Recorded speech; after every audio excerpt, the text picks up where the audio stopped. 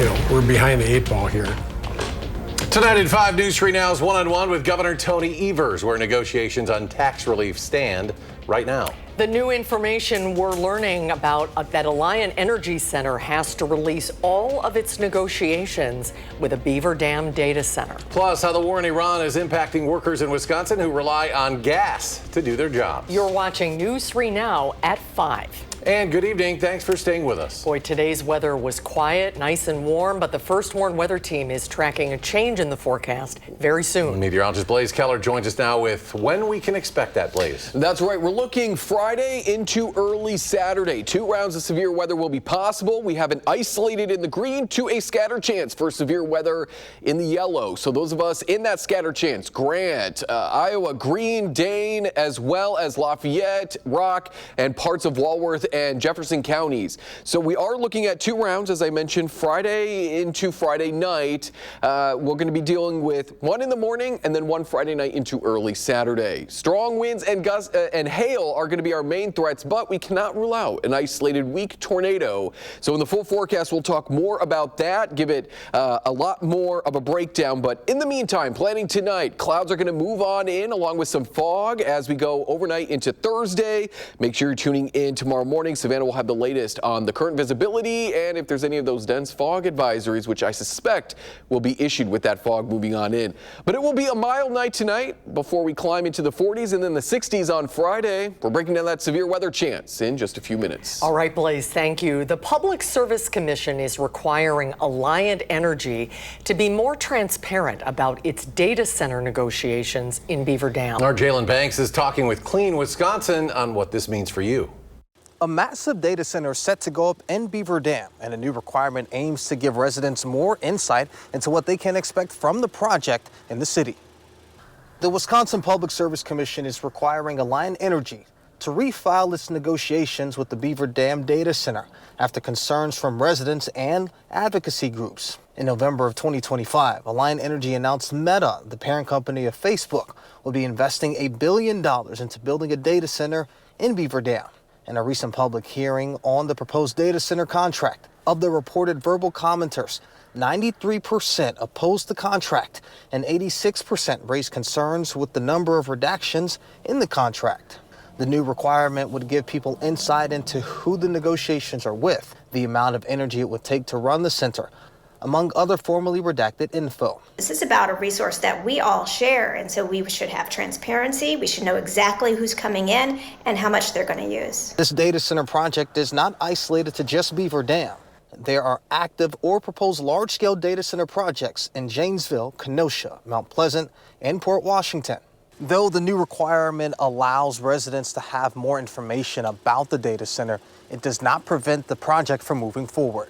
For now, reporting in Beaver Dam, Jalen Banks, News 3 Now. Jalen, thank you.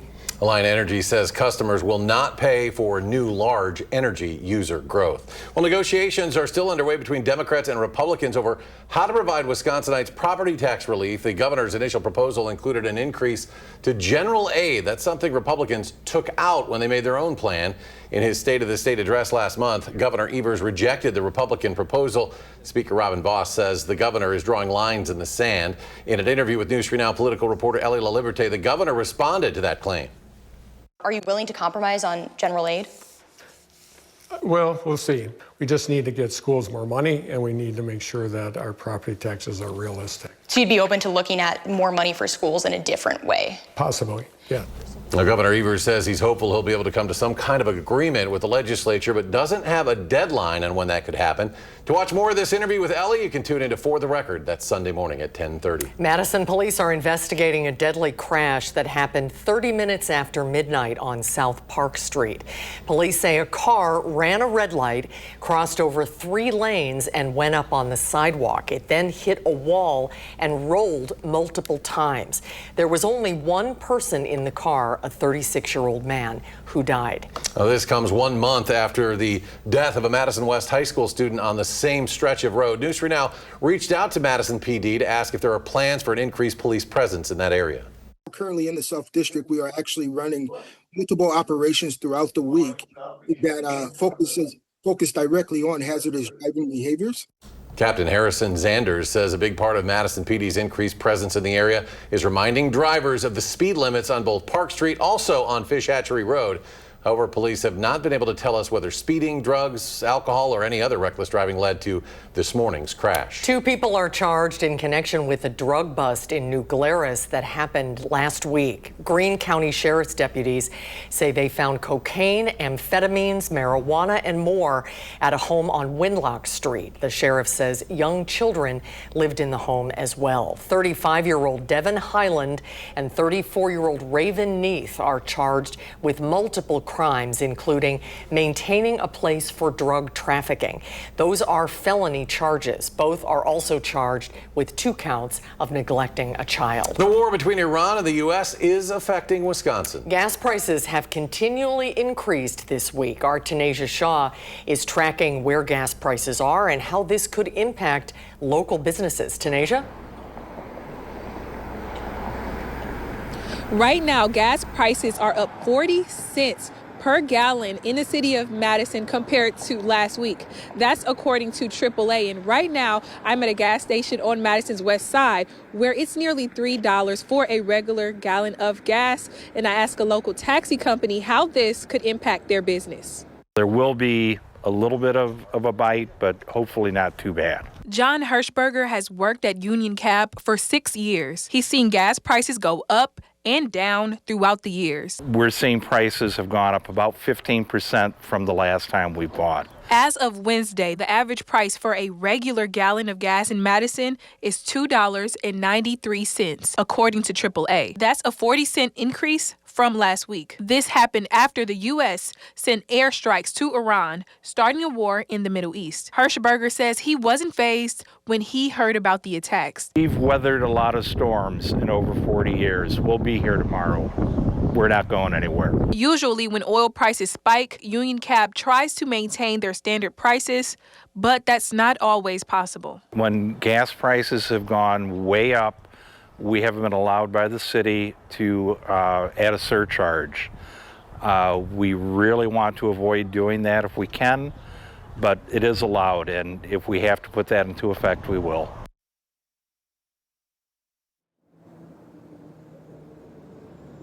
Union Cab says thankfully most of their customers are regulars, so they are okay with paying that temporary surcharge. Reporting in Madison, Tanisha Shaw, News 3 Now. Tanisha, thank you. A Portage-based water bottler is voluntarily recalling some of its products. The FDA says Valley Springs Artesian Gold recalled its 100% natural bottled water in 1-gallon jugs and 2.5-gallon jugs. In addition, the recall covers infant water in 1-gallon jugs labeled not sterile and Daisy's doggy water in 1-gallon jugs. Coming up next at 5, a look at some of the biggest consumer stories of the day. Apple releases its cheapest laptop yet, how much it'll cost you, and when it'll hit stores. And Blaze is back with a check on the forecast, why a warm ending to the work week could spell severe weather, and when. And later, 1 million Americans are stuck in the Middle East during the conflict there. Now the president justifies the lack of an evacuation plan and what one stranded American had to say in response. On Wall Street today, all 3 major indices back in positive territory as the Dow adds more than 238 points. The Nasdaq up 291. The S&P closes with a 53-point gain. We'll be right back. Moving forward. A new report on private sector hiring is out today. Payroll company ADP found the private sector added 63,000 jobs last month. Most of that was focused on a few areas: healthcare, education, and construction. Still a huge increase from January, beating economists' expectations. ADP also revised its numbers from January, cutting them in half. Instead of 22,000, the private sector added just 11,000 jobs that month. Southwest Airlines addressing concerns about its new boarding process. Some passengers have said it's hard to find bin space with the new baggage fees and assigned seats. In an email to customers, Southwest says it'll revamp the process for traffic flow. It's also upgrading to larger storage and offering labeled bins for customers who want to pay even more. People flying United will see some changes as well. United Airlines says passengers who blast audio from their devices, we all love those people on planes, and refuse to wear headphones or earbuds could be banned permanently. The airline lists the new rule as a safety issue for everyone on board. Apple is releasing a brand new laptop branded as budget friendly. The MacBook Neo starts at $599 and comes in 4 colors: silver, blush, citrus, and indigo. The company is also offering education discounts, which would bring the starting price down to $499. Unlike the MacBook Air and the Pro, the Neo runs on an iPhone Class A series chip, which helps Apple cut the starting price to a much lower rate. They'll be available to buy in stores in a week. Now to a full look at your first warning forecast. Blaze is back with a look at alert day conditions later in the week. Blaze? And that's right. We have alert day conditions for Friday. We're expecting possibly 2 rounds of severe weather. This coming after some patchy fog tonight and a generally cloudy but mild Thursday. We're going to be back into those 40s. And then we'll climb into the 60s on a Friday. So that's one of the factors working for severe weather on Friday. I mentioned, and Alex has mentioned this before, when we're looking at severe weather a few days in advance, we want to see the temperatures and certainly the dew points get into the 60s. And that's where we get on Friday and then again on Monday. The good news is we are not expecting any severe weather on Monday, but it's Friday before we head into the weekend that those 60s are just going to be warm enough that we might squeeze out a few severe thunderstorms. Isolated chance in the green to a scattered chance there in the yellow. So most of us north of Madison are in that green, which would be 1 or 2 severe thunderstorms. A better chance for maybe a few going there Friday night into Saturday as this weather system makes its way through the Midwest. The first round that we could see on Friday is going to be along this warm front. Even though we are going to be watching this carefully, it could bring us some showers and thunderstorms in the morning, but we're going to be watching to see how Lake Michigan actually impacts it, because Lake Michigan is still cold, and if enough cold air is overhead, this warm front might not be able to move its way as far north. And then we'll watch as the cold front swings on by later Friday night into early Saturday, bringing yet another round of severe storms. But a lot more than necessary ingredients found well off to our south and west across parts of Kansas, Missouri, as well as other parts of the deep south. So this is assuming that that warm front lifts northwards. It pushes through that cold air brought in by Lake Michigan. There's that first round of showers and maybe a few thunderstorms. Could squeeze out some small hail and some gusty winds. But as we get into the mid-afternoon, we're still dealing with some rain and at the very least cloudy conditions, which is not good for severe weather, especially this early in the season. This early in the season, storms are driven by the sunshine. So if you take away the sunshine, especially as we go further into Friday evening and overnight, these storms are very quickly going to lose their energy. But we'll continue to assume the worst, and we'll watch as that cold front moves on through as we go Friday night into early Saturday. Once again, not an ideal time for severe weather. Even in the heart of severe weather season, spring and summer, early morning severe weather is just not an optimal time for these storms. So we're going to be watching all of the ingredients before we get into the evening to see if we get that severe weather chance. Earlier in Friday evening, we're going to have a lot more atmospheric energy or food for these storms. But as we jump ahead to about midnight into the 1 o'clock time frame on Saturday, that energy not as great. We're already starting to lose some of the fuel for those storms. So we will have some food for these storms to eat.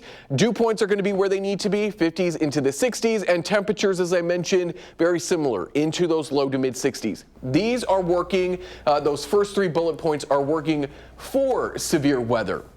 The bad timing, not only is it early Saturday morning, but it's early in the year and it's going to be cloudy. Those bottom 3 bullet points are working against severe weather. Which one wins? That is what we're going to have to wait and see, unfortunately. I'm not too energized about this. Obviously, overnight into early Saturday poses a little bit of a concern because it is early morning, but it is still very early in the severe weather season. We haven't built up a lot of energy over the last few days, certainly not tomorrow. But again, we can't rule out likely strong winds and some hail. Tornadoes in March aren't unheard of, but it's just not a great setup in my opinion. Of course, that is not to deter you. Please stay with News 3 Now. We will keep you updated throughout Thursday and certainly throughout Friday, both in the morning and then overnight into early Saturday. All about the sunshine. Just be ready for whatever it could end up being. It's the exciting point in the year, yeah. All right, Blaze, thank you. Thank you, Blaze. And don't forget, our Spirit of Service campaign is underway, highlighting local veterans who are doing good in their community. So far, we've received 32 different veterans from 162 nominations. You still have time to nominate a veteran you know. The window is open through March 22nd, and more information is available on this story at channel3000.com. Well, on Friday, a select number of Badgers will have the chance to showcase their skills in front of all 32 NFL teams on the UW campus, and one of them will be local product Jackson Aker, and we caught up with a former Verona Wildcat at Sports Advantage in Verona, working with alongside strength coach Brian Bott, who has trained many local athletes for the NFL. The homegrown fullback / tight end, he's ready for the next step after spending his entire football career right here in his hometown. I went to UW because it's where I grew up. I loved this area. My family's here, my friends here. I didn't really see myself leaving and stuck it out, and it's been a great experience. The amount of progress I've made from back in like high school to now and all the things I've accomplished, it's great. Well, best of luck to Jackson. He won't be the only Badger out on the field Friday. He'll be joined by other teammates as well, fighting for a spot on a NFL roster. Up next on News 3 Now at 5, Governor of Minnesota Tim Walz appeared before a House committee today over his state's alleged welfare fraud scandal. His response to accusations that he hasn't been a good steward of taxpayer dollars. News 3 Now at 5, moving forward.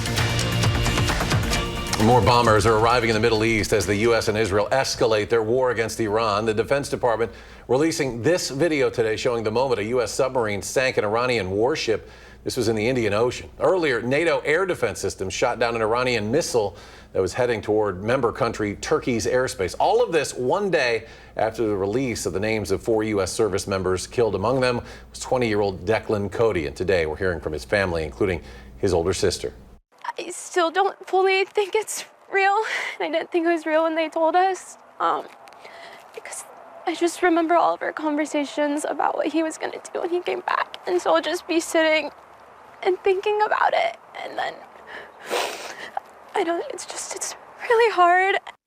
Meanwhile, the war has killed more than 1,000 people in Iran, and that includes the dozens of girls at an elementary school. The White House didn't rule out that the strike was carried out by U.S. military personnel, but insisted the military does not target civilians. This as a war powers resolution that would require congressional approval before continued operations in Iran failed this afternoon in the Senate. Ahead of today's vote, News 3 Now spoke with Wisconsin's Democratic U.S. Senator Tammy Baldwin about why she supported it.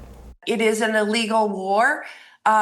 We were not under attack. We were not under imminent threat of attack. And the Constitution is clear that it is the people through their elected representatives in Congress who declare war. But the White House maintains that this was a necessary step.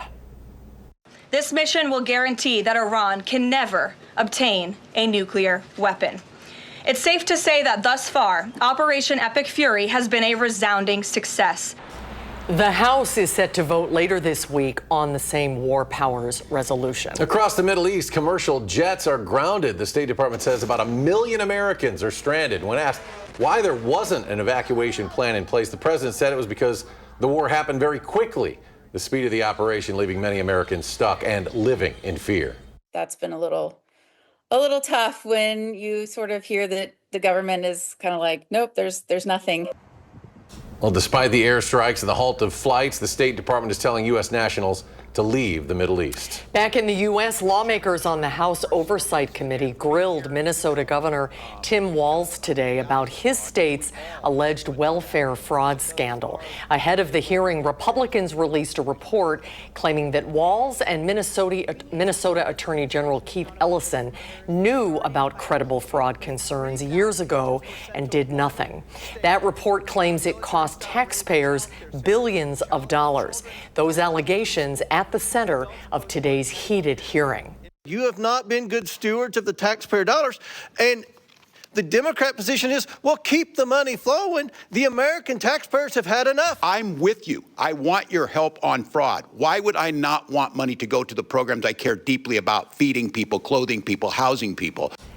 The governor went on to say when the Trump administration sent ICE into the Twin Cities to crack down on immigration, all of his efforts to fight welfare fraud were halted. That crackdown led to the deaths of 2 American citizens at the hands of federal agents. And stay with us. Blaze is back. A final check of your forecast when we come back. Okay. Coming up tonight at 6, the Public Service Commission orders Alliant Energy to refile its negotiations with a Beaver Dam data center. What supporters and opponents of the center are saying. That story and more in a half hour. News 3 Now is once again partnering with local nonprofit Babies and Beyond to make sure that parents in southern Wisconsin have what they need for their newborns. Volunteers are stocking the shelves as the demand for baby essentials continues to grow. One volunteer tells us why she's stepping up to help.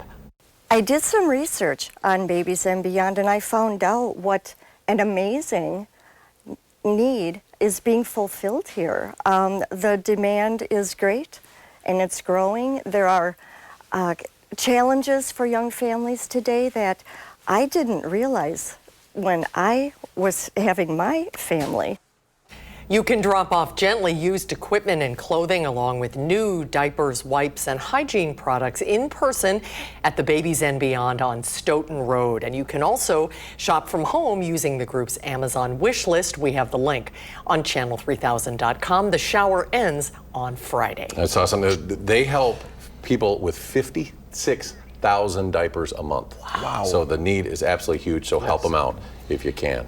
All right, final check of the forecast. You're keeping an eye on Friday. Yes, for different reasons. We've got some severe weather. We could be dealing with 2 rounds Friday morning and then Friday night into early Saturday. At 6, I will have the latest on what we are expecting. All right, thank you, Blaze, and thanks for watching tonight at 5. We'll be back in 30 minutes for News 3 Now at 6. You can always find us streaming 24/7 at Channel 3000 Plus.